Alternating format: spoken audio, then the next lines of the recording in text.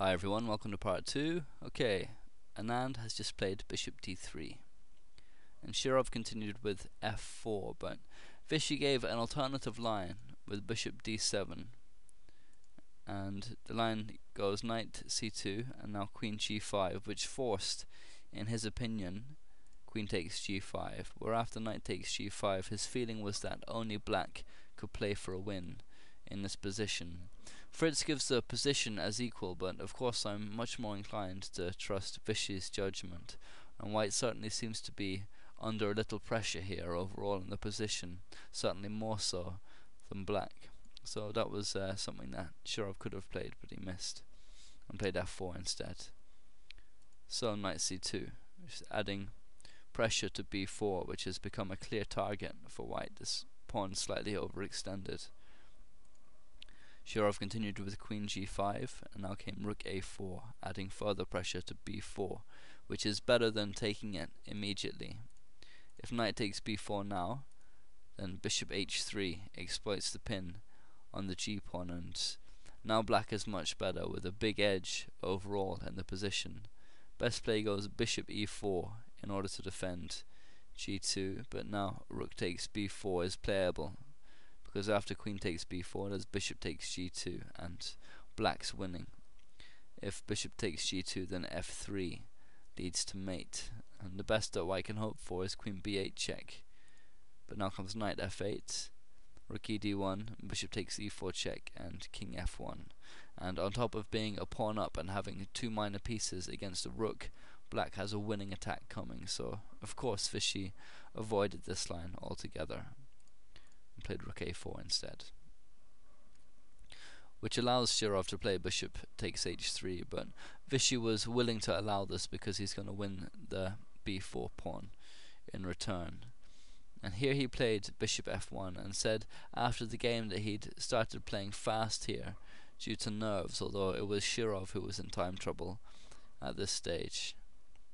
So now came knight f6 and f3, which is a small inaccuracy by all accounts, just giving further protection to g2, but better according to Fritz was knight takes b4, where after rook c8 again equality is restored to the position. Vishy himself gave an alternative line that he saw.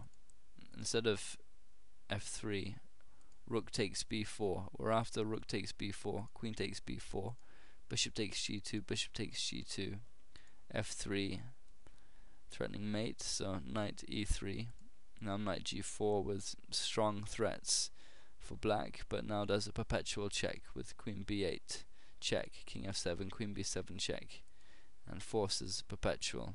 And so white has a draw from the earlier position if he wants to, but Vishy said that he got greedy and instead went for the game continuation with f3, which he thought was better. And Shirov answered with e4, which is a temporary pawn sack. After f takes e4 he plays rook e7, and it's practically impossible for white to hold on to the e4 pawn and defend the mate threat from the queen and the bishop at the same time. And one of the bad things about playing e4 is that it allows knight d4, which is what Vishy played now, and this is much better than taking on b4, because white will be able to do that soon anyway with the queen and rook attacking it, and the knight is much better placed on d4 and it's ready to move into the light squared outposts e6 and c6. So now came knight takes e4, queen d3, bishop f5, taking aim at the queen once the knight moves. So Vishy played knight e6 in order to take the queen in the event of a discovered attack if this knight moves, but this was a weak move played in time trouble. Much better was rook takes b4, where there's no rook takes a5 because of knight c6 winning the exchange, but white is better in any case after rook takes b4. But knight e6 anyway, and Shirov was in serious time trouble and he played rook takes e6, which is throws away a win really. He missed a winning continuation if you want to try it from this position, and if you want to try and spot it then stop the video now. Knight g3 is the move, which discovers that attack on the queen from the black bishop. And now knight takes g5 fails as a defense, not to bishop takes d3 but to rook takes e1, threatening both the queen still and also mate with rook takes f1, king g2 and rook h1. And white is completely lost here. His only hope is queen f3, but after rook takes f1 check, queen takes f1, knight takes f1, black will finish up a piece ahead and win the game without much difficulty. So the correct defense after knight g3 from black here is queen f3. It's the best defense at white's disposal, but it's still lost after queen h4, and with best play rook takes b4, bishop takes e6, d takes e6 and rook e5, where black's attack gives him a winning advantage and a choice of strong continuations. There's no rook takes e5 here, of course, because of queen h1 check, king f2, queen takes f1 is mate, which is one of the many threats in the position. But Shirov missed this line, and his exchange sack that he played instead was creative but not sound. After knight e6 he played rook takes e6, and now white is definitely winning. After d takes e6, amongst other things, he's got a passed pawn now. And Shirov continued with rook e5, and with an extra piece in the attack here on a reasonably exposed white's king, it seems there might be something, but realistically there's nothing. And after rook takes b4, white is winning. Queen d8 is essentially forced to stop the check at b8. Now comes queen d4, stopping any tactics involving the bishop, which is the safe option, which is fine now because white has an advantage. There's no need to take risks. He can just play solidly and consolidate and exploit his stronger pieces. But instead of queen d4, rook b6 was actually a better move, but because he's ahead now, he doesn't have to take those risks. So queen d4, and now f3, f takes g3, knight g5, which is apparently a blunder in view of rook takes e5, exploiting the pin on the d pawn. But of course Shirov had considered this, and now he has knight takes f3 check, king f2, and the surprising knight takes e5. But this ends up being just the same as knight takes d4, with white finishing up the exchange up thanks to the passed e pawn here.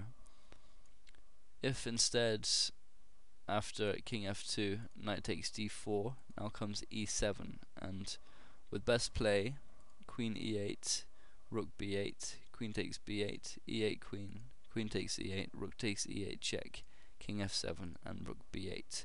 Although in this variation white has a pawn less, but more than enough compensation for it. To win from here would be a matter of technique. So knight takes e5 is what Shirov played, and Vishy answered with the rook b6, which is pressurizing the two isolated pawns.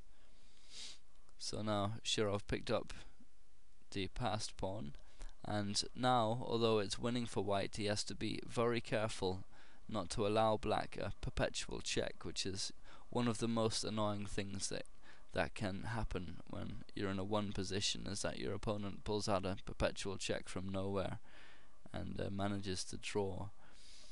And here Vishy played a very nice and accurate move, and it's the best one in order to prevent black's attack before pursuing his own attack further. If you want to try and find it, then stop the video now.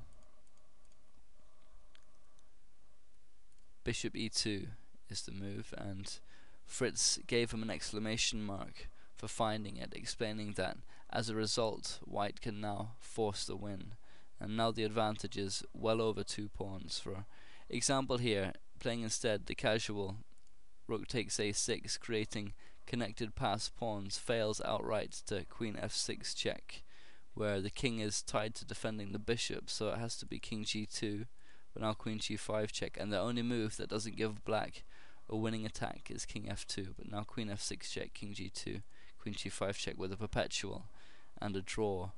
Just to show what happens if white tries to escape it. Say for example if king h1, now queen h5 check, king g2, bishop h3 check, king g3, queen f3 check, king h2, bishop takes f1, etc. And the king is at black's mercy with a completely winning game for black. So Vishy's move, bishop e2, stopped all of that. Okay, that's the end of part 2.